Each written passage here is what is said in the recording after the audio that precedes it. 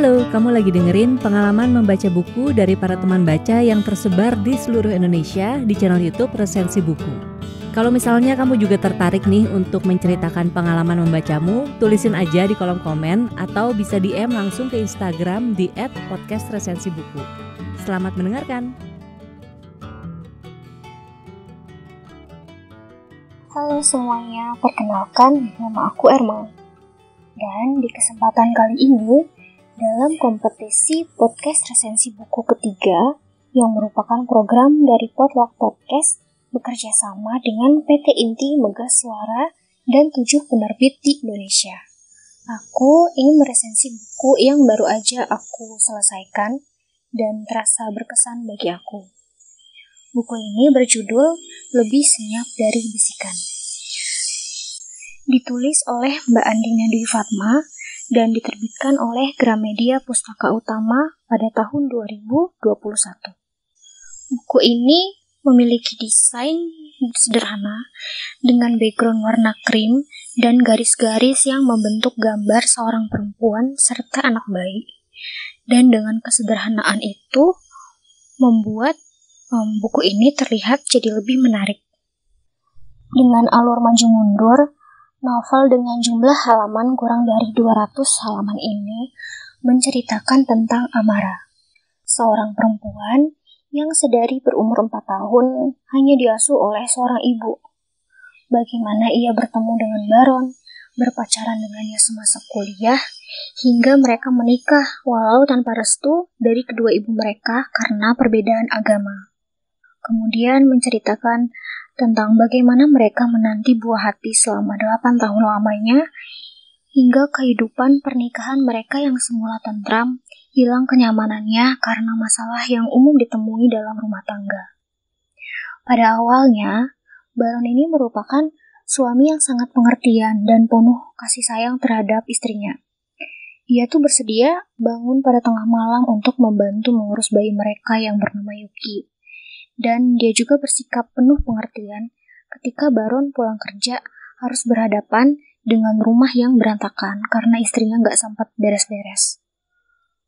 Hingga akhirnya teman semasa kuliah Baron yang bernama Saliman datang berkunjung. Dan dari kunjungan-kunjungan itu, masalah mulai muncul dan Baron pun mulai berubah.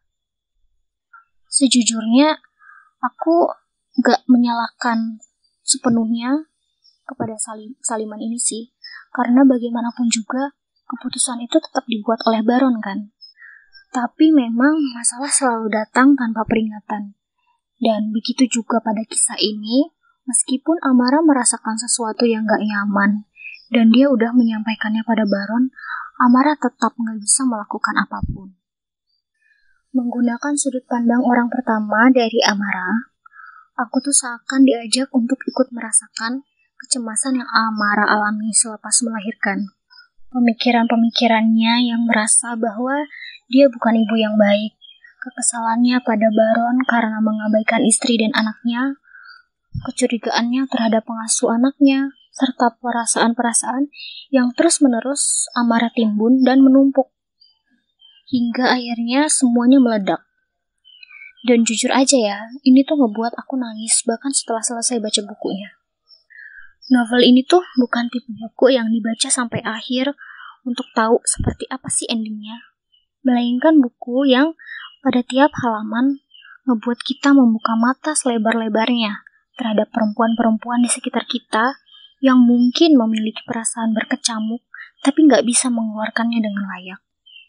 Dan meskipun kisah dalam novel ini fiksi, tapi aku percaya bahwa kisah Amara begitu lekat dalam kehidupan sehari-hari.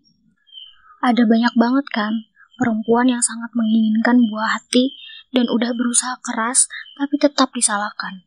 Dan ada berapa banyak sih perempuan yang punya kecemasan terkait anaknya tapi malah disepelekan. Aftertaste buku ini tuh mengingatkan aku dengan kisahnya Kim Ji Young yang juga diterbitkan oleh Gramedia Pustaka Utama. Aku pribadi kasih rating 5 untuk buku ini karena emang sebegitu berkesan bagi aku. Terus, saat baca buku ini, aku tuh merasa relate dengan Amara. mengenai bagaimana dia dan suaminya mendambakan kehadiran buah hati, disertai dengan pertanyaan, kapan punya anak? Kapan hamil? Padahal punya bayi itu merupakan kehendak dari Yang Maha Kuasa kan? Kalau suami dan istri sama-sama sehat dan udah berupaya untuk hamil, tapi Yang Maha Kuasa belum mengizinkan untuk hamil, emang kita bisa apa?